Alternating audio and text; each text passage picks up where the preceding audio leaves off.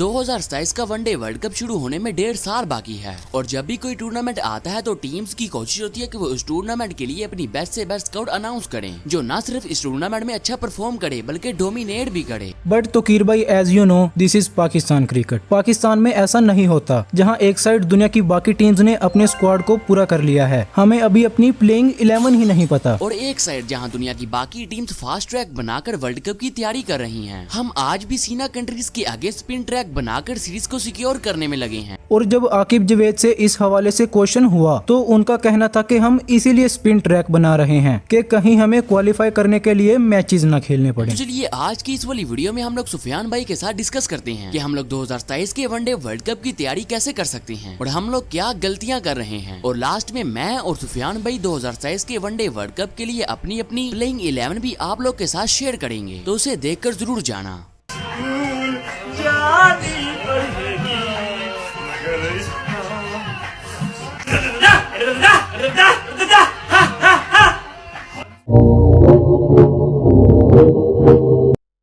अभी कुछ टाइम पहले आकिब जवेद की मीडिया टॉक हुई, जहां उनसे क्वेश्चन भी हुआ कि आखिर हम क्यों होम में स्पिन ट्रैक्स बना रहे हैं, जबकि 2027 का वनडे वर्ल्ड कप तो साउथ अफ्रीका में होगा, जहां पेसर्स डोमिनेट करेंगे। और 2027 के वनडे वर्ल्ड कप में पाकिस्तान क्रिकेट टीम के ज्यादातर मैचेस भी साउथ अफ्रीका में ही हैं और आपकी सिर्फ और सिर्फ 1 या 2 गेम ही जिम्बाब्वे वगैरह में होंगी। खैर आकिब जवेद का कहना था कि होम सीरीज भी जीतना जरूरी है। अगर हम लोग होम में सीरीज हार गए तो कहीं हमें क्वालिफिकेशन मैचेस न खेलने पड़ जाएं और कहीं हमें वर्ल्ड कप के लिए क्वालिफाई करने के लिए भी लाले पर जाएं। और आकिब जवेद का कहना था कि वर्ल्ड कप में 1.5 साल है, हम लोग आराम से तैयारी करेंगे।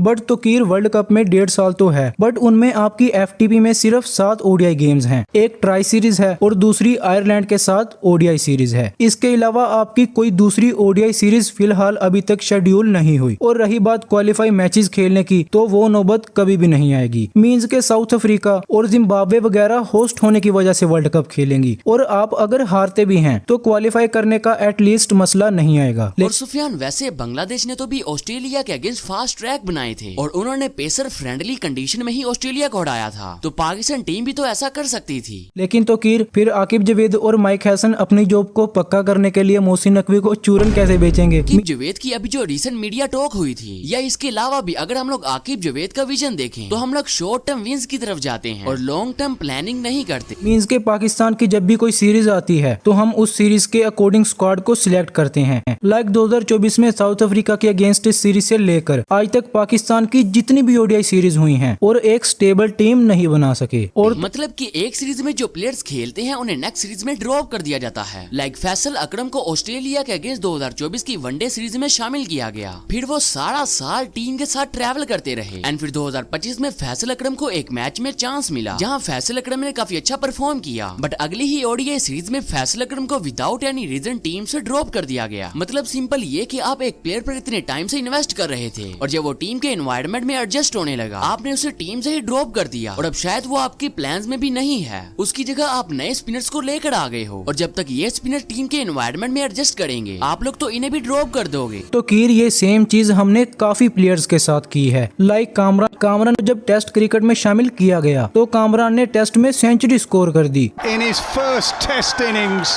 for Kamran Ghulam, a moment then उसके बाद जब कामरान को ODI में शामिल किया गया तो वहां भी उन्होंने सेंचुरी कर दी। और बाबर आजम ने जब टीम में कमबैक किया तो कामरान गुलाम को मिडिल ऑर्डर में शामिल किया गया और कामरान गुलाम ने मिडिल ऑर्डर में मैन ऑफ द मैच ले लिया। देन गेस व्हाट, कामरान गुलाम को विदाउट एनी रीजन टीम से ड्रॉप कर दिया गया। एंड आकिब जवेद से भी इस हवाले से क्वेश्चन हुआ था, तो आकिब का पता क्या कहना था कि कामरान तो टीम में एडजस्ट नहीं हो रहे, इसलिए वो टीम की स्क्वाड में नहीं है। और उन्होंने सेम चीज हसन नवाज के साथ भी की थी। हसन नवाज ने ODI में डेब्यू किया, उसने मैन ऑफ द मैच लिया, देन वो भी ड्रॉप हो गए। इस तरह तो आप कभी भी टीम नहीं बना पाओगे। जब एक प्लेयर टीम के इन्वायरमेंट में एडजस्ट होता है और सेटल होना शुरू होता है, आप उसे ड्रॉप करके नए प्लेयर को ले आते हो। दुनिया की बाकी टीम जैसे ऑस्ट्रेलिया, इंग्लैंड, साउथ अफ्रीका और इंडिया को अगर देखा जाए तो उनकी वनडे की स्क्वाड तकरीबन रेडी है। उन्हें अपने कोर प्लेयर्स का पता है, उन्हें पता है कि उनके ओपनर्स कौन होंगे, मिडिल ऑर्डर कैसा होगा और बॉलिंग में वो किस कॉम्बिनेशन के साथ जाएंगे। और अब इस वक्त ये टीम स्क्वाड बनाने पर नहीं बल्कि कॉम्बिनेशन और बैकअप ऑप्शन टेस्ट करने पर लगी हैं। और फिर एक तरफ पाकिस्तान को देख लो, हमें ये नहीं पता कि फखर के साथ ओपनर कौन होगा, मिडिल ऑर्डर का स्ट्रक्चर क्या होगा, फिनिशर कौन होगा और किस स्पिनर पर ट्रस्ट किया जाएगा। हर सीरीज के बाद डिस्कशंस फिर से जीरो से शुरू हो जाती हैं। ऑस्ट्रेलिया पिछले कई अरसे से अपने कोर प्लेयर्स के साथ खेल रहा है। इंडिया ने भी वर्ल्ड कप साइकिल को मद्देनजर रखकर प्लेयर्स को चांसेस दिए हैं। इंग्लैंड और साउथ अफ्रीका भी अपने कॉम्बिनेशंस को सेटल करने की कोशिश कर रहा है, लेकिन पाकिस्तान में हर सीरीज के बाद लगता है कि सिलेक्शन कमेटी फिर से नई टीम बना रही है। अब सवाल ये है कि जो टीम पिछले 2 साल से वर्ल्ड कप के लिए प्लानिंग कर रही हैं, जो अपने प्लेयर्स को स्पेसिफिक रोल दे चुकी हैं, जो साउथ अफ्रीकन कंडीशंस को समझकर अपने प्लान्स बना चुकी हैं, तो क्या पाकिस्तान टीम उनके मुकाबले में सिर्फ 7-8 ओडीआई मैचेस खेलकर और हर सीरीज में स्काउट चेंजेस कर उन्हें हरा देगा? मेरे ख्याल में ऐसी सिचुएशन में हमें सिर्फ कुदरत का निजाम ही बचा सकता है। क्रिकेट सिर्फ टैलेंटेड प्लेयर का नाम नहीं है, क्रिकेट प्लानिंग, कंसिस्टेंसी और रोल क्लियरिटी का गेम है।